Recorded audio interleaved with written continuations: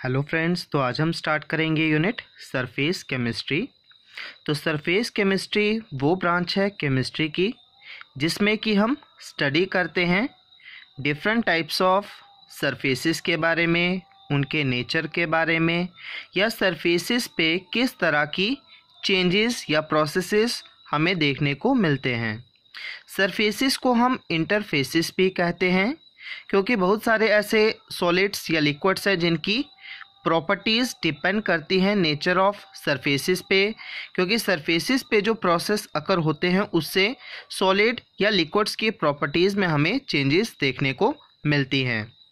तो अगर हम बात करें गैसेस की, तो गैसेस के केस में हमें गैसेस में इंटरमिक्सिंग होने की वजह से उसमें इस तरह का कोई भी इंटरफेस डेवलप नहीं होता है, जबकि अगर हम बात करें सॉलिड्स की या लिक्विड्स की तो उनमें हमें इंटरफेसेस या सरफेसेस देखने को मिलती हैं।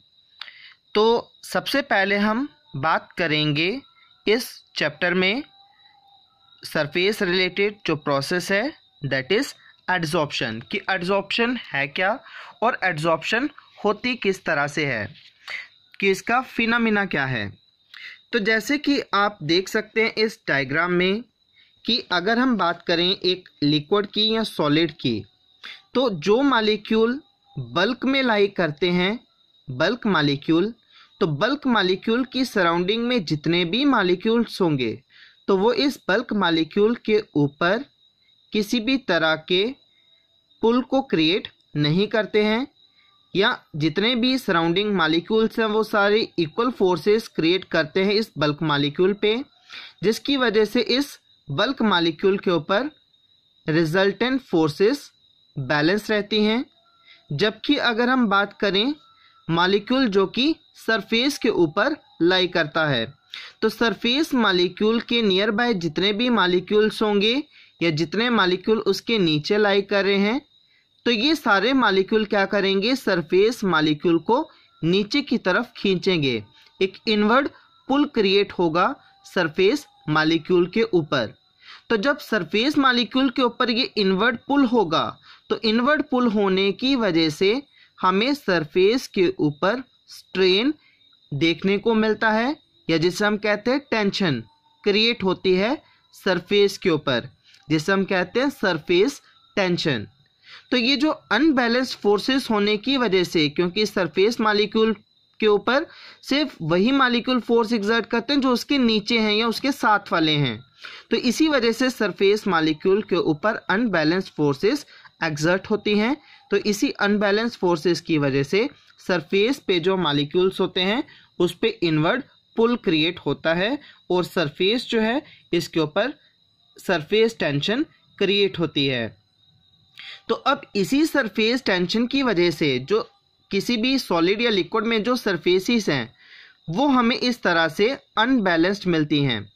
तो इसको बैलेंस करने के लिए सरफेस की टेंडेंसी होती है कि ये डिफरेंट टाइप्स ऑफ सबस्टेंसेस को, उनके मॉलिक्यूल्स को अपनी तरफ अट्रैक्ट करते हैं ताकि इनकी सरफेस पे भी बैलेंस्ड फोर्सेस क्रिएट हो सके। क्योंकि जो सॉलिड या लिक्विड है उनकी जो सरफेस है, जैसे कि आपने देखा सरफेस टेंशन की वजह से जो सरफेस होती है उस पे अनबैलेंस फोर्सेस अकर होती हैं। तो बैलेंस होने के लिए सरफेस की टेंडेंसी होती है कि ये डिफरेंट सबस्टेंसेस को अपनी सरफेस के ऊपर रिटेन करते हैं ताकि इनकी सरफेस पे भी जो फोर्सेस हैं वो बैलेंस्ड हो सके।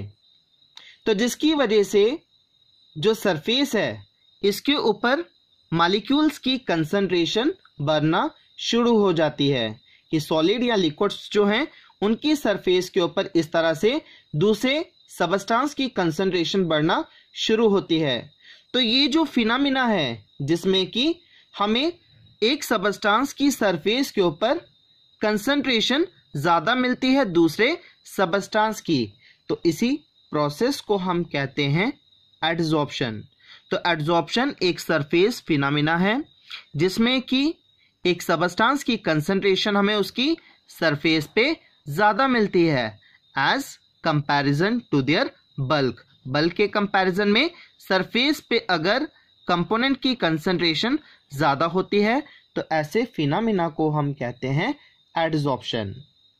तो अब जैसा कि मैंने एडजॉर्प्शन में अभी कहा कि ये सरफेस फिनोमेना है, तो इसमें आपने देखा कि एक तो यहाँ पे वो कंपोनेंट है जिसकी सरफेस पे एडजॉर्प्शन हुई, जैसे कि ये सॉलिड या लिक्विड, और दूसरा वो कंपोनेंट है जो कि एडजॉर्ब हो रहा है इस सरफेस पे।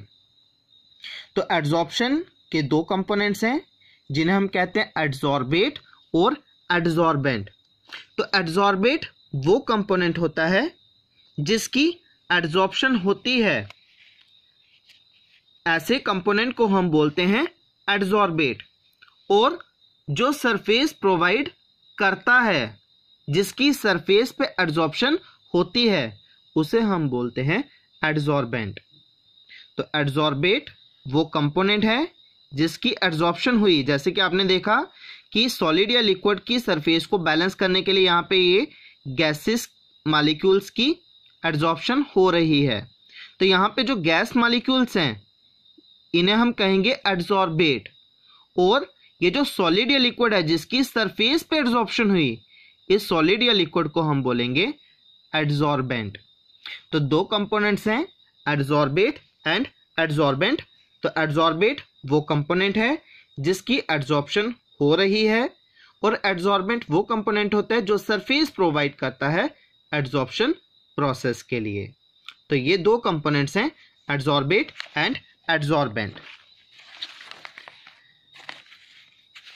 तो जैसे कि आप इसमें भी ये एक डायग्राम है जिसके थ्रू आप देख सकते हैं एडजॉर्बेट और एडजॉर्बेंट को।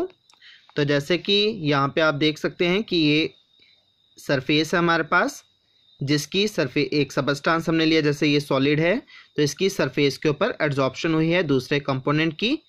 तो ये आ गया सॉलिड जिसकी सरफेस पे एडजॉर्प्शन हुई, तो इसे हम कहेंगे एडजॉर्बेंट। और ये जो सबस्टांस एडजॉर्ब हो रहा है सॉलिड की सरफेस पे, तो इस सबस्टांस को हम बोलेंगे एडजॉर्बेट। तो ये कोई भी गैस या सॉल्यूट हो सकता है। देन नेक्स्ट हम बात करें प्रोसेस जो कि इसका रिवर्स है, डीजॉर्प्शन। ये था एडजॉर्प्शन, एडजॉर्प्शन मतलब एडिशन थी इसमें एडजॉर्बेट और एडजॉर्बेंट की।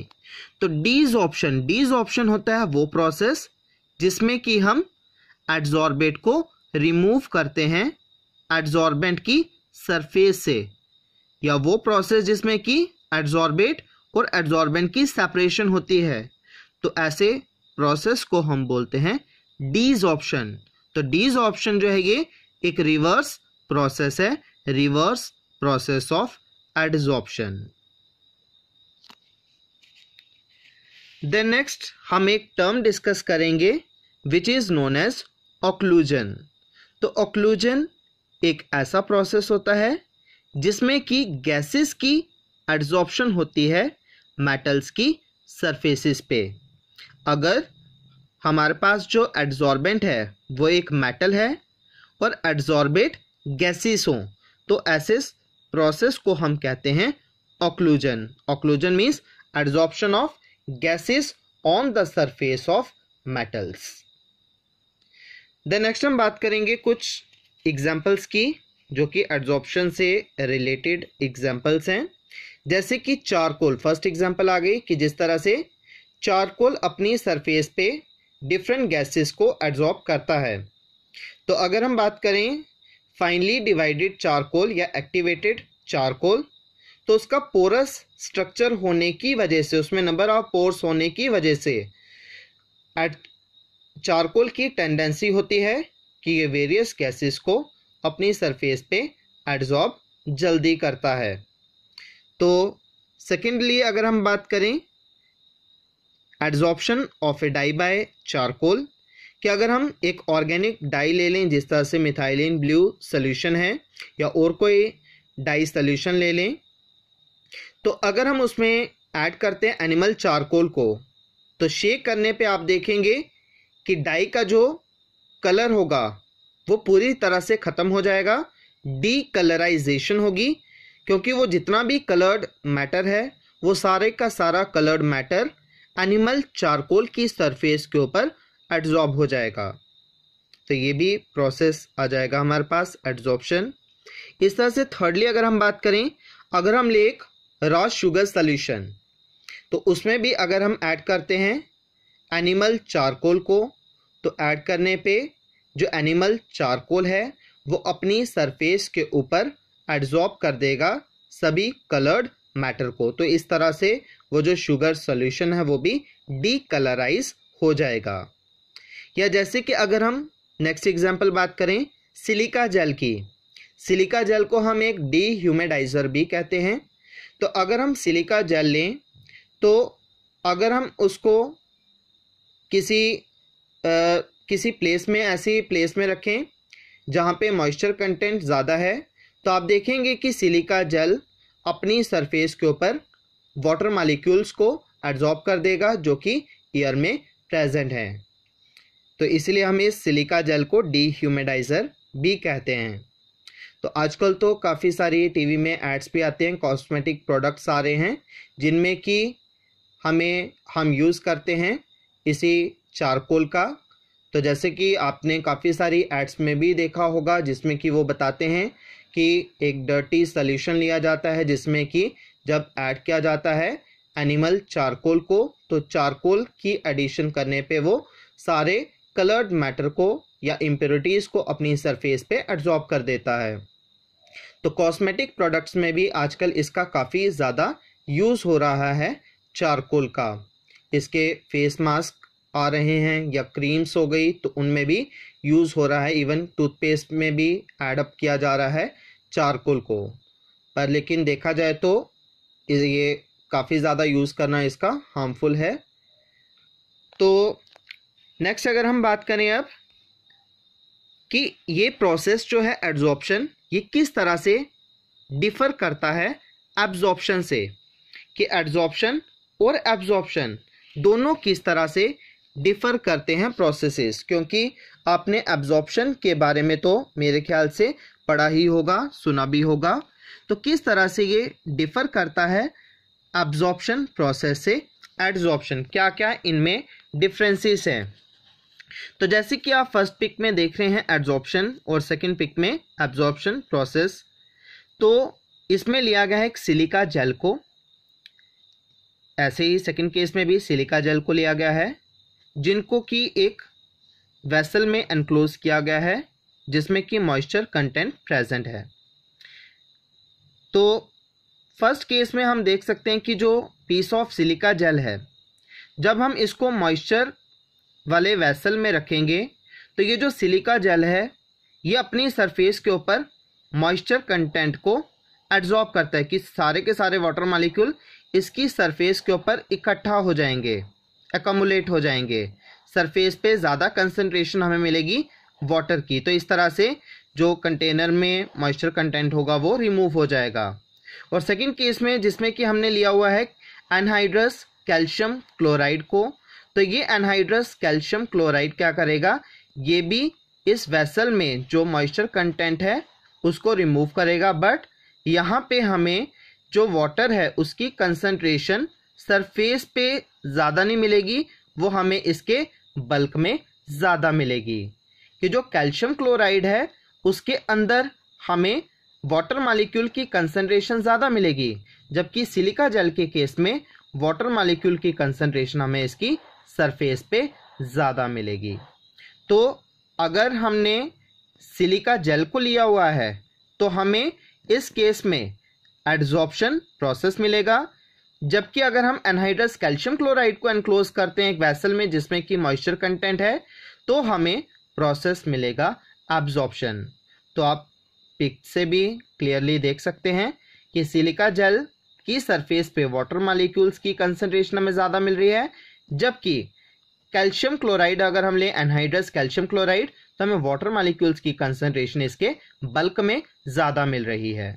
तो इस तरह से हम कह सकते हैं कि जो एब्जॉर्प्शन प्रोसेस है ये एक सरफेस फिनोमिना है, जबकि एब्जॉर्प्शन जो है ये एक बल्क फिनोमिना है। तो इस तरह से जो एब्जॉर्प्शन प्रोसेस है इसमें पार्टिकल्स जो हैं गैस या लिक्विड के, ये यूनिफॉर्मली डिस्ट्रीब्यूट होते हैं पूरे सॉलिड में, जबकि एड्जॉर्प्शन के केस में जो कंसंट्रेशन होती है वो हमें सरफेस पे ज़्यादा मिलती है then in the bulk of the solid. तो अगर हम बात करें एब्जॉर्प्शन की, तो एब्जॉर्प्शन में कंसंट्रेशन सेम रहती है थ्रू आउट द मटेरियल, जबकि एड्जॉर्प्शन के केस में कंसंट्रेशन, अभी हमने कहा एड्जॉर्बेट की कंसंट्रेशन सरफेस पे हमें ज़्यादा मिलती है देन इन द बल्क, या डिफरेंट हो सकती है, वेरी करती है। तो ये जो अब एब्जॉर्प्शन प्रोसेस था ये यूनिफॉर्म रेट के साथ अकर होता है, जबकि एड्जॉर्प्शन प्रोसेस जो है ये स्टार्टिंग में तो काफ़ी फास्ट होता है, पर लेकिन धीरे धीरे जो है वो रेट स्लो डाउन होता है। और इसी तरह से हमारे पास कुछ ऐसे प्रोसेसेस हैं जिनमें कि एब्जॉर्प्शन और एड्जॉर्प्शन दोनों एक साथ होते हैं, साइमल्टेनियसली अकर होते हैं।